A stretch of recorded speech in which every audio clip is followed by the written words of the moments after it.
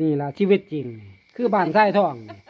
นี่ไส้เล็กนี่กำลังอันนี้มื้อนี้วันพระออกมาเลาะ เก็บผ้าเช็ดตัวนั่นไป ไส้เล็กก็สิบ่ปกติปานใดก็สิมีอันยิงกลางยิงกลางขี่ซอบัดนี้ยิงกลางมีขี่ซอมีไส้ใหญ่ก็อันนี้จักสิเว้าจังไดบัดนี้อัน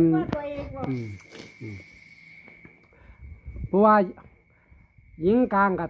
ซอดีขนาดบัดนี้ซอทุกมือทุกเว้นบัดนี้อัน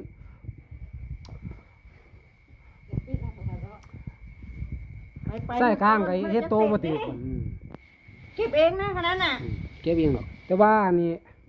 ไปอาบน้ำนะ แต่ว่าไส้เล็กบ่ฮู้เรื่องหยังนำเขาดอกว่าแม่นในละครชีวิตจริง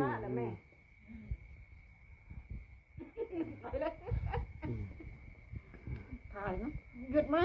หยุดไหมนี่ เดี๋ยวพ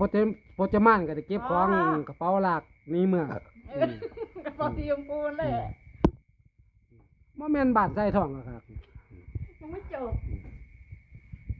คือกันแฮะมีไส้กลางโอ้ไส้ใหญ่หญิงกลางแล้วก็ไส้เล็กไส้เล็กก็บ่ปกติบัดนี้